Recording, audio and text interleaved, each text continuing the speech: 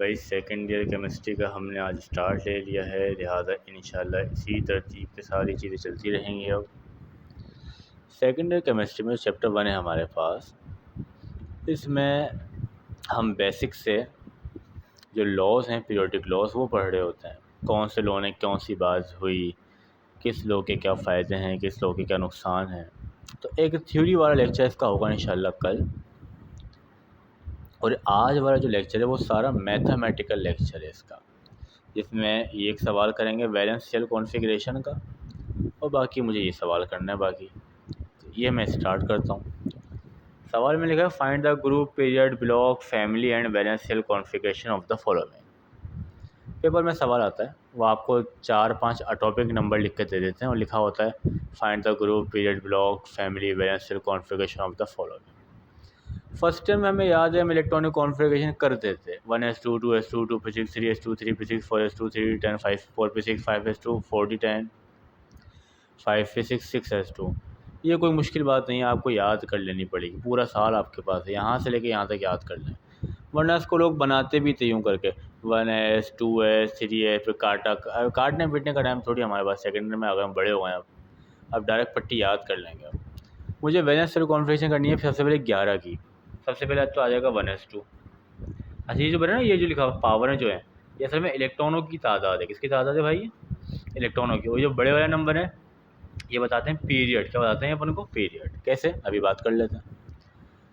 अब मुझे 11 इलेक्ट्रॉन भरना है। 1s2 यानी 2 इलेक्ट्रॉन भर दिए मैंने। उसके बाद 2s2, कोई कॉमा वोमा मत लगाना, डायरेक्ट लिखना 1s2 2s2, 4 इलेक्ट्रॉन भर दिए। फिर आएगा 2p6 मैंने 10 इलेक्ट्रॉन भर दिए। 1s2 2s2 2p6, अब एक ही रहता है ना। उसके बाद लिखूँगा मैं 3s, उसका देखा 3s2।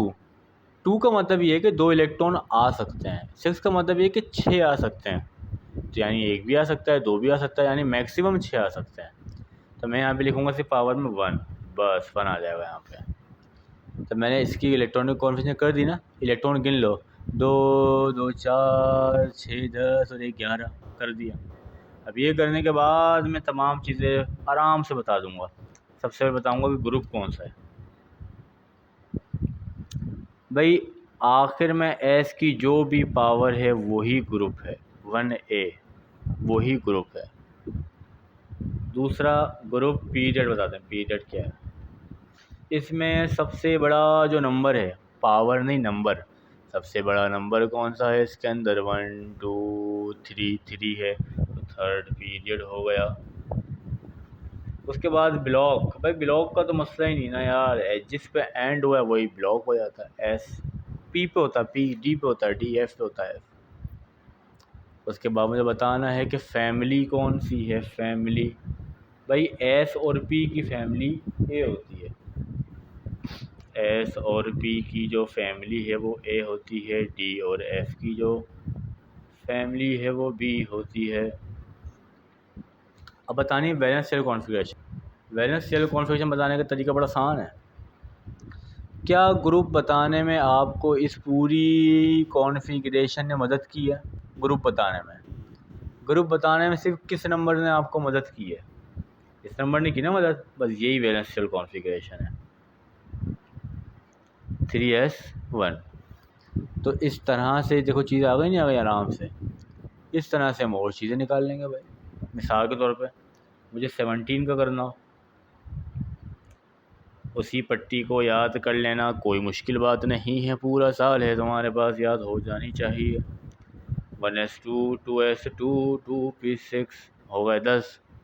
उसके बाद 3s2 3p6 कर दूंगा तो 18 हो जाएंगे, लिहाजा मैं करूँगा 5। मैंने कॉन्फ़िगरेशन कर दिया, बाकी सारी बातें कर लेता हूँ। ग्रुप बताएंगे हम इनको। p की पावर बची है एंड में 5, लेकिन जब p या d पे एंड होगा तो उसमें पीछे वाले s की पावर ऐड करके बताएंगे ग्रुप, क्योंकि ये तो से जुड़ा हुआ होता है ना, दोनों को गिन के बताएंगे।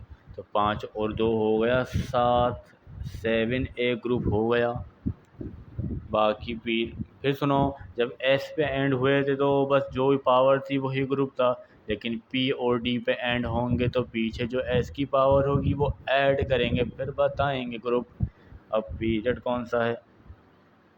थर्ड पीरियड, थर्ड है ना, सबसे बड़ा नंबर 3 है भाई, सही है सही है। ब्लॉक कौन सा होगा? पी, क्योंकि पी पे एंड हुआ है। फैमिली कौन सी होगी? ए, क्योंकि एस और पी की फैमिली ए होती है। वैलेंस शेल कॉन्फ़िगरेशन क्या होगी, बात कर लेते हैं। ग्रुप बताने में किन दोनों ने मदद की है? जिन दोनों ने मदद की है वही बन गई वैलेंस शेल कॉन्फ़िगरेशन।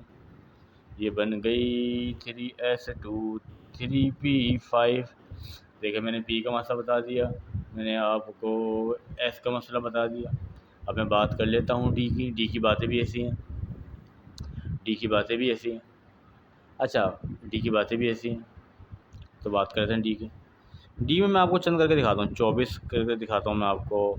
उससे पहले चलें 22 करके दिखाता हूँ, फिर मैं आपको 26 करवाना चाहूँगा, 27 करवाना चाहूँगा, 28 करवाना चाहूँगा, 29 करवाना चाहूँगा, 30 करवाना चाहूँगा और एक आखिर में 36 भी करवाना चाहूँगा। ये मेरे काम की जो मुझे करवा देनी चाहिए। बाकी मैं भी ग्रुप पे आपको व्हाट्सअप करूँगा। ये बात आपको पता है, जो उनको नहीं पता वो भी सुन लेंगे। ये हमारा व्हाट्सअप का नंबर है, बहुत मशहूर नंबर है, जगह जगह लिखा हुआ होता है, बहुत मशहूर नंबर है भाई हमारा। तो अब मैं 22 की भी करवाता हूँ। 1s2 2s2 2p6 3s2 3p6 4s2। देखो यहाँ तक ना 20 नंबर हो गए मेरे, मुझे 22 करने ना, यहाँ तक मेरे हो गए 20। तो इन सब में मैं यहाँ तक तो आऊँगा ही ना यार। देखो मैं 20 यहाँ तक करूँगा तो आगे बढ़ूँगा ना। अब मुझे करनी है 22 की, तो क्या लिखूँगा 3d2, 22 लिख दिया। फिर किसकी लिखनी है मुझे? 24 की लिखनी है। फिर किसकी लिखनी है? 26 की। 26 में भी यहाँ तक आऊँगा 4s2 तक, आगे 3d6 कर दूँगा। 26 है ना भाई, 6 कर दूँगा। 27 में 4s2 तक आऊँगा, 3d7 कर दूँगा। 28 में 4s2 तक आऊँगा, 3d8 कर दूँगा। 30 में 4s2 आऊँगा, 3d10 कर दूँगा। अब तुम कह रहे हो कि यार ये 24 और 29 क्यों छोड़ा, इन्हें क्यों निकाला? ये 24 और 29 सोचेंगे कि इन्हें क्यों निकाला। तो असल में क्या होता है, डी के अंदर आखिर में 4 नहीं लिखते। क्या नहीं लिखते? अगर कोई लिख देगा ना 4s2 4s2 3d4 तो गलत हो जाएगा पेपर में। तो 4 तो लिखते नहीं है, तो अब करें क्या? तो कर देंगे 3d5। लेकिन आप कहोगे आप बढ़ाना थोड़ी था, 24 करने थे, तो पीछे वाला एस कम कर देते हैं एक। ये यूनिक केस सिर्फ बेटा यहीं पर है एक जगह, दूसरी जगह यहाँ पे 9 बच रहे ना, लेकिन 9 लिखते नहीं है, 10 ही लिखेंगे, पीछे से एक कम कर देंगे। तो याद कर लो भाई की बात, याद कर लो 24 और 29 में यूनिक बात है, बाकी किसी में भी यूनिक बात नहीं। यूनिक बात क्या है कि भाई डी में 4 और 9 नहीं आते। इस तरीके से अब कोई ऐसा होगा बड़ा नंबर जिसमें 4d4 हो रहा होगा, तो वहाँ भी 4d5 करेंगे, पीछे से एस कम कर देंगे। तो डी में 4 और 9 नहीं आते। हो गई ना कॉन्फ़िगरेशन। अब इनके ग्रुप देख लेते हैं आराम से, यहीं पे आ जाओ। बल्कि इसके ग्रुप क्या है, मैंने बताया था कि 2 में 2 ऐड करेंगे, ग्रुप तो हो गया 4। अच्छा डी है तो इसका ग्रुप होगा बी करके। डी का ग्रुप क्या होता है बेटा? बी करके होता है, बी करके होता है डी का ग्रुप। पीरियड कौन सा है? चौथा, कोई मसला नहीं। ब्लॉक कौन सा है? डी, कोई मसला नहीं। फैमिली कौन सी है? बी, कोई मसला नहीं। वैलेंस शेल कॉन्फ़िगरेशन में इन दोनों ने मदद की है, ये दोनों किस में आ जाएंगी? वैलेंस शेल कॉन्फ़िगरेशन में। 4s2 3d2, कोई मसला नहीं। समझना बात को, इनमें कोई मसला आपको इंशाअल्लाह नहीं होगा। अब इंशाअल्लाह भाई, इंशाअल्लाह ये ना यहीं लिखेंगे, बहुत दूर जा रहा है ना भाई। यहाँ देखो इसमें ग्रुप कौन सा है? ग्रुप में तो कोई मसला नहीं कि छठा ग्रुप है, बी करके। डी का ग्रुप बी करके बताना है, फैमिली बी होती है ना क्योंकि इसकी। और वैलेंस शेल कॉन्फ़िगरेशन में ये उठा के लिख देंगे पूरी की पूरी। अच्छा पेपर में ना पूरा करते हुए आना है, पीछे से करते हुए आना है, उसके बाद ये करना होता है आगे। इसमें देखो 8वां ग्रुप, कोई मसला नहीं। इसका चलो ग्रुप लिखते हैं, मज़ेदार बात है। 8वां ग्रुप बाकी तो आपको सब कुछ क्लियर है, कोई मसला नहीं। डी में देखो मज़ेदार बातें क्या हैं, 7 और 2 कितना होता है, 9 होता है ना यार। ग्रुप को 8 ही बोलेंगे, 8 ही बोलेंगे, 8 8 10, 8 और 2 10, ले भाई ज़बरदस्त ज़बरदस्त, 10 को भी 8 बोलेंगे। क्या समझे भाई? तो डी में 8 वाला, 9 वाला, 10 वाला सबको क्या बोलना है, 8 ही बोलना है, सबको 8 ही बोलना है आपको, ठीक है ना। 9 और 10 नहीं करना। पीरियोडिक टेबल में भी ऐसी है, 3 लाइनें से करके उन दोनों तीनों को 8 भी बोला हुआ है। तो हमारा मसला नहीं है, किताब में जो किया है वैसे हम भी करेंगे। यहाँ देखें 10 और 1, अब ग्रुप बताओ, 10 और 1 कितना, 11 होता है ना, 11 में 10 निकालो, 10 1 बचा, 1 बी। यहाँ देखो मज़ेदार बात, 2 बी। क्यों? 10 और 2 12, 12 में 2 निकाल दिए। तो डी में जब 8 बन रहा हो ईमानदारी से तो 8 बोलना है, डी में 9 बन रहा हो 8 बोलना है, डी में 10 बन रहा हो 8 बोलना है, डी में 11 बन रहा हो तो 1 बोलना है, डी में 12 बोल रहा हो तो बंद बोलना है 2, और डी में अगर 13 बन रहा हो तो 13 बनता ही नहीं है, कहानी ख़त्म। तो ये कॉन्फ़िगरेशन हो गई। अब मैं इनके नंबर बहुत सारे लिख के ग्रुप में सेंड कर रहा हूँ, वो आपने करना होगा, जो मसला होगा आपको वो मैं टाइम दे रहा हूँ। आप रात में मुझसे 10:30 से लेके 11 तक ग्रुप में पूछेंगे तो मैं आपको जवाब दूंगा, जो मसला आप पूछेंगे मैं आपको जवाब दूंगा, और थोड़ी सी बातें मैं और कर लेता हूँ। अब मैं आपको चीज़ सिखाता हूँ, वैलेंस शेल कॉन्फ़िगरेशन। एक मिसाल देके मैं आपको सारी बात समझाता हूँ। एक मिसाल एक दूंगा, लेकिन मैं मिसाल आपको ये देता हूँ कि मैं आपको इलेक्ट्रॉनिक कॉन्फ़िगरेशन करवाता हूँ 3 की। किसकी करवाता हूँ? 3 की। मैं करवाता हूँ आपको 11 की, मैं करवाता हूँ आपको 19 की। ये सारे मैंने वो लिखे हैं जो पहले ग्रुप में आते हैं। ये लिथियम का एटॉमिक नंबर होता है, ये सोडियम का एटॉमिक नंबर होता है, ये पोटेशियम का एटॉमिक नंबर होता है। ये ज़रा पेज सही कर लूँ एक। अब मैं आपसे बात करता हूँ आगे, मेरी बात सुने, मैंने कुछ लिख लिया है आपके लिए। मैंने 3 नंबर लिए, 3, 11 और 19। ये सारे के सारे इत्तेफाक से फर्स्ट ग्रुप के एलिमेंट होते हैं। ये लिथियम होता है, ये सोडियम का एटॉमिक नंबर है, ये पोटेशियम का एटॉमिक नंबर है। मैंने इनकी पहले सुकून से कॉन्फ़िगरेशन लिख ली। 3 की क्या होगी, ज़्यादा से ज़्यादा 1s2 2s1 ख़त्म। 11 की आखिर में 3s1 आ जाएगा। 19 की करेंगे, करना सिखा दिया आपको मैंने, s1 आ जाएगा। तो आप एक बात नोट करेंगे कम से कम कि इन सब की आखिर में s1 s1 s1 आ रहा है, s1 s1 s1 आ रहा है। तो ये भले 2s1 हो, भले 3s1 हो, भले 4s1 हो, आगे जाके 5s1 भी आएगा, 6x1 भी आता है, 7s1 भी आता है। तो मैं समझाना ये चाह रहा हूँ कि फर्स्ट ग्रुप की वैलेंस शेल कॉन्फ़िगरेशन में s1 आता है नंबर के साथ। तो जनरली मैं क्या कह सकता हूँ कि फर्स्ट ग्रुप की वैलेंस शेल कॉन्फ़िगरेशन क्या है, ns1। सेकंड की क्या होगी, ns2। ये मैंने समझा दी बात आपको। फर्स्ट ग्रुप और सेकंड ग्रुप का ताल्लुक होता है एस ब्लॉक से, सही है भाई। अब थर्ड ए से लेके 8 ए तक ताल्लुक होता है पी ब्लॉक से। पी में तो आपको याद है, अभी कुछ देर पहले की बात है कि पी वाला अकेला तो होता ही नहीं है, उसकी पावर में एस वाला ऐड होता है। तो अगर थर्ड ए ग्रुप है तो उसकी कॉन्फ़िगरेशन होगी NS2 NP1। पी में बताया था ना मैंने, पी की पी पावर होती है, पीछे वाला एस ऐड करते हो और बताते हो कि ग्रुप कौन सा है। अगर पी की पावर 1 है तो इसका मतलब ये थोड़ी हो सकता है कि ग्रुप 1 होगा, क्योंकि पीछे वाला एस ऐड करेंगे, जब एस ऐड करेंगे तो 3 हो जाएगा, 3 ग्रुप है ना भाई। 4 में मैंने 4 में क्या लिखा हुआ, ये 4A में NS2 NP2 NP2 होगा ना यार, 2 और 2 करेंगे 4 हो जाएगा, यहाँ 3 2 करेंगे 5 हो जाएगा, यहाँ 4 और 2 करेंगे 6 7 8। ये मैं बिल्कुल फेयर ग्रुप पे भेज रहा हूँ, याद कर लेना। डी की भी याद कर लेते हैं यार, डी की भी याद कर लेते हैं। पहले मैं आपको एक बात दिखाऊँ पीछे से, चलो भाई चलो भाई चलो चलो चलो चलो चलो, यहाँ पे आओ। देखो जो कॉन्फ़िगरेशन पी पे रुकी थी, पी के साथ जो भी नंबर था वो एस के साथ भी नंबर होगा।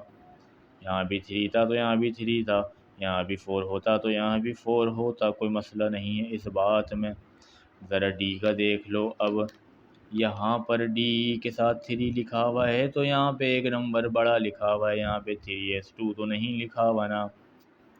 तो डी में मसला ये है कि दोनों n तो होते हैं लेकिन एक बड़ा होता है और एक छोटा होता है। यहाँ पे दोनों n बराबर थे तो इसलिए मैंने लिखा था NS2 NP1।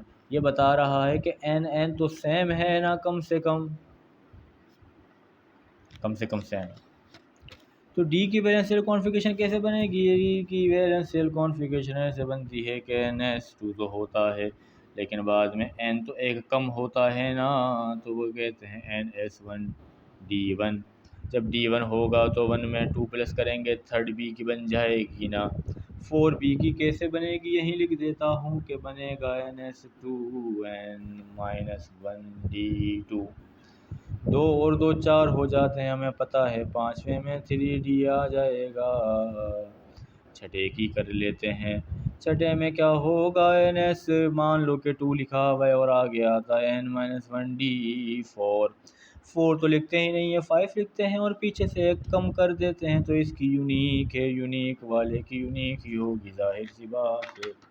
स्टार वालों की वैलेंशियल कॉन्फ़िगरेशन भी स्टार वाली होगी।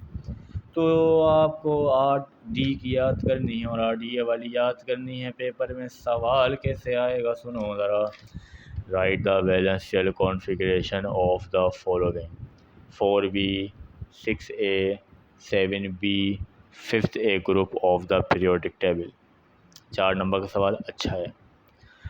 MCQs में आएगा right the what is the वैलेंशियल configuration of 2nd A group. 4 option को टिक मारना होगा। तो MCQs में भी आ सकता है और पेपर में भी आ जाएगा तो बुरा नहीं होगा, याद करना है। मैं सॉल्व भेज रहा हूँ बिल्कुल फेयर वाला।